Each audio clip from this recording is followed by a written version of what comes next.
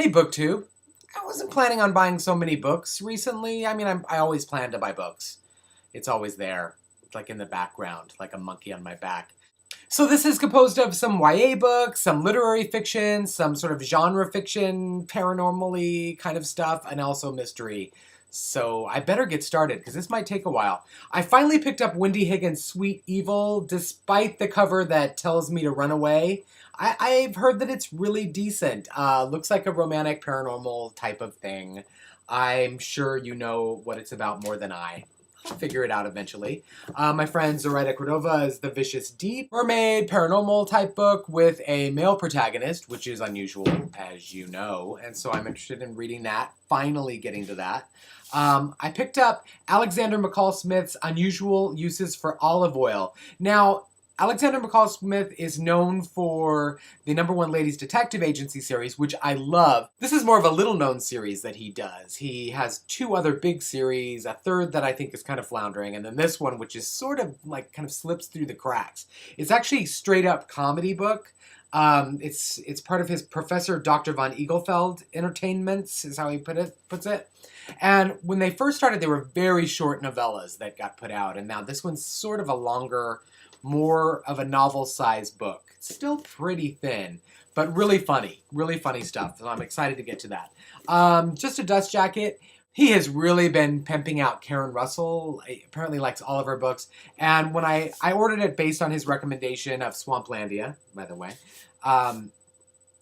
And the reviews on it are insanely good. It was also nominated for a Pulitzer Prize and was a finalist. So there you go.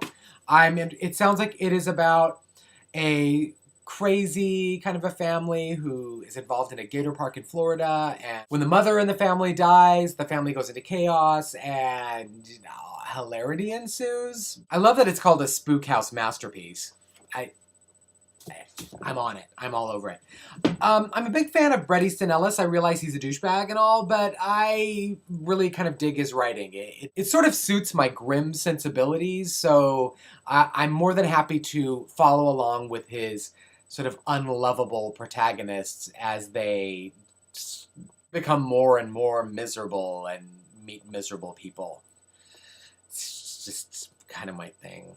Amongst the genre fiction I bought, I got a bind-up of Trent Jamison's first 3 novels. The Business of Death is the name of this one, and it's from his Deathworks trilogy, which those books are Death Most Definite, Managing Death, and The Business of Death, and I believe this is about a Grim Reaper, oddly enough. Also picked up Alex Grecian's The Yard.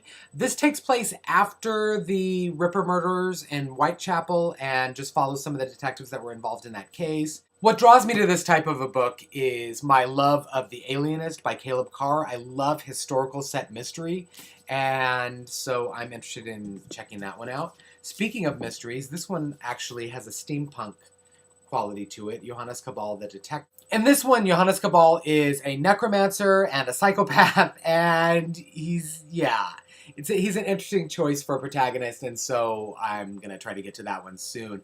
I believe this might be the second one in the series, however, so I might have to track down the first one. I don't know. When I was back in high school, I loved Stephen King's The Stand, and so I started looking for books that were similar to that, and one of those books was Robert R. McCammon's Swan Song. I loved Swan Song. It was like right up there in my top 5 books that I would love to kind of reread at some point.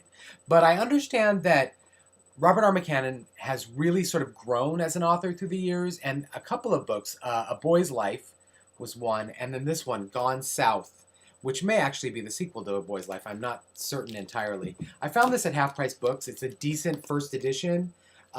Really well kept. Doesn't look like it's been read. No dog-eared pages. Pretty tight binding.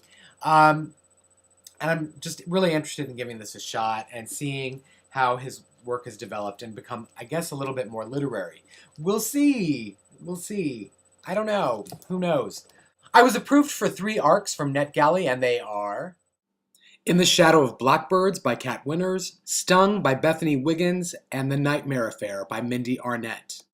If you're not following the Forsaken 707, you probably have more money in your wallet than me, because she's been posting these Amazon spotlights that feature books that are really cheap for the Kindle and stuff, and so I I bit, and picked up Robin Lefever's Grave Mercy on my iPad, the Kindle app on here.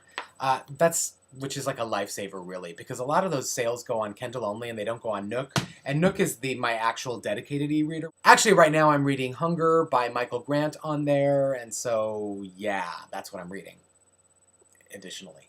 But I've never actually read a book on the iPad, so this is, yeah, it's a good thing that it has all of these apps. I could read notebooks on there and all that stuff too, but I've actually never bought a book on iBooks for it either, so I don't know. Who knows? Why do we have all of these things? It's just a bunch of things, and I've had it for years now and never read a book on it. So whatever. That's it. That's all I've got for you. What are you reading? What did you buy recently? I love to hear about people's book hauls, especially people that maybe I'm not following. If you know that I'm not following you and you have done like a really interesting book haul recently with some books that you're not seeing a lot of all over the place, let me know in the comment thread and I'll go check out your video. And we'll go from there. Have a good week.